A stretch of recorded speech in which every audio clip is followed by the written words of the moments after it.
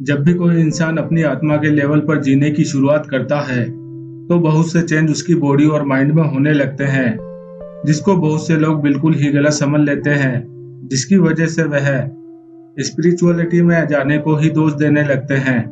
इसलिए आज जानेंगे कुछ चीजों के बारे में। अगर आपके साथ यह सब होने लगे, तब आपको क्या करना है। इसलिए अगर सबसे पहली चीज की बात की जाए, जब भी कोई इंसान इस स्पिरिचुअलिटी की दुनिया में एंटर करता है, तो उसका ध्यान इस भौतिक दुनिया से हटने लगता है और वह अपने आप में ही खोया रहना चाहता है और वह कुछ भी ऐसा नहीं करना चाहता जिससे कि वह अपने आप को अपग्रेड कर सके। अगर इनमें से पैसा कमाने की बात की जाए, तो स्पिरिचुअलिटी में जाने पर बहुत से लोग इस तरह की सोच बना सकते हैं कि उनको बहुत से पैसे का क्या करना है, क्योंकि जो सुख और चैन उन्हें बहुत सा पैसा कमाने में और उसके बाद बहुत सी चीजें खरीदने पर मिलेगा, वह तो अभी स्पिरिचुअलिटी में जाने के बाद ही महसूस करने लगे हैं। लेकिन यह सोच केवल अधूरी ही है, क्योंकि अगर आप बहुत सा पैसा कमा सकते हैं तो आपको कमाना चाहिए। वह बात दूसरी है कि अगर आपको इसकी जरूरत नहीं है तो कोई बात नहीं, आप उन पैसों को उन लोगों पर खर्च कर सकते हैं जो ऐसा करने में कामयाब नहीं हो पा रहे हैं, क्योंकि ऐसा करके भी तो आप इसी दुनिया के दूसरे लोगों की जिंदगी संवारने में अपना योगदान ही दे रहे हैं, और इससे बड़ा कौन सा काम हो सकता है। और दूसरी बात यह है कि आप इस भौतिक दुनिया को पूरी तरह से नकार नहीं सकते। माना कि आपका दिमाग और आत्मा दोनों ही 3 डायमेंशन से ऊपर की चीजें हैं, लेकिन इन दोनों को आपकी बॉडी संभाल कर चल रही है। वह तो इस 3 डायमेंशन वर्ल्ड और भौतिक वर्ल्ड से कनेक्टेड है, और वह तो सिर्फ इस भौतिक दुनिया की भाषा को ही जानती है और इसको बस यही की चीजें पसंद आती है। इसलिए आपके मन में भी कुछ इस तरह के ख्याल आने लगे कि यह भौतिक दुनिया बेकार की चीज है, तो आपको अभी इस तरह के विचारों को बदल लेने की जरूरत है, क्योंकि भौतिक दुनिया भी स्पिरिचुअल दुनिया की तरह जरूरी है। बिना भौतिक आवश्यकताओं को पूरा किए बिना सही से स्पिरिचुअल वर्ल्ड में भी नहीं जा पाओगे। कड़वा है मगर सच है। इसलिए अब आपको इन दोनों में से किसी एक को चुनने की जरूरत नहीं है, बल्कि आपको इन दोनों वर्ल्ड को एक साथ अपनाने की जरूरत है और एक दूसरे के कीमती नियमों को एक दूसरे वर्ल्ड में कामयाबी पाने के लिए इस्तेमाल करने की आवश्यकता है। जैसे स्पिरिचुअलिटी में जाने के बाद आपको पता चलता है कि आपके विचार कितने शक्तिशाली है, और आप चाहे तो इन्हें कई बार एक्सपेरिमेंट करके देख सकते हैं और इनको सीखने के बाद इसी तरह के विचारों को भौतिक दुनिया में भी इस्तेमाल कर सकते हैं, जिससे कि आपकी सफलता बहुत पहले ही निश्चित हो जाती है।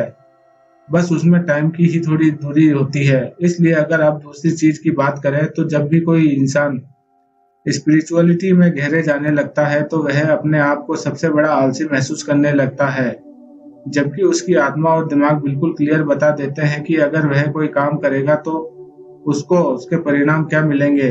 लेकिन फिर भी वह आलसी ही बना रहता है और इस तरह से अपना स्पिरिचुअलिटी में जाने का फायदा भी नहीं उठा पाता है, क्योंकि आपको जानकर हैरानी होगी कि स्पिरिचुअलिटी में जाने का सबसे बड़ा फायदा यही है कि आपको इसमें जाने के बाद किसी भी काम को करने के लिए पूरे के पूरे ब्लूप्रिंट मिल जाते हैं कि कोई काम कैसे सफलतापूर्वक पूरा किया जा सकता है। लेकिन बहुत से लोग इन ब्लूप्रिंट्स को ही अपने दिमाग में सोच सोच कर खुश होते रहते हैं कि वह जब चाहे कुछ भी कर सकते हैं जो वह करना चाहते हैं, और इसी चक्कर में आलसी बने रहते हैं। इसलिए अगर आपके साथ भी ऐसा कुछ हो रहा हो, तो अपने ब्लूप्रिंट को साकार करने के लिए अपने माइंड और बॉडी को फिर से तैयार करने की आवश्यकता है और अपने काम पर लग जाइए, क्योंकि कई बार इंसान का दिमाग यहाँ पर गेम खेल जाता है और लोगों को बस कल्पनाओं में खोया रखता है। इसलिए वह बहुत सी अलग अलग तरह की कल्पनाएं करते रहते हैं। आपको कल्पनाएं करने की जरूरत तो है, लेकिन रोज रोज अलग अलग तरह की नहीं। बस आप अपने आप को एक ही तरह की कल्पना पर रोकना सीख लो और फिर देखो कैसे यही आपका दिमाग खुद के ही जाल में फंस जाएगा और आपका सोचा गया काम, इसकी गलती सही बुरा हो जाएगा। इसलिए अगर आप अगली चीज की बात करें, तो जब भी कोई इंसान स्पिरिचुअलिटी में गहराई तक जाने लगता है, तो अपने आप को दूसरे लोगों से बिल्कुल अलग महसूस करने लगता है और कभी कभी तो वह अपने आप को बहुत ज्यादा अकेला महसूस करता है। लेकिन आपको जानकर हैरानी होगी कि यह अकेलापन भी 2 तरह का होता है।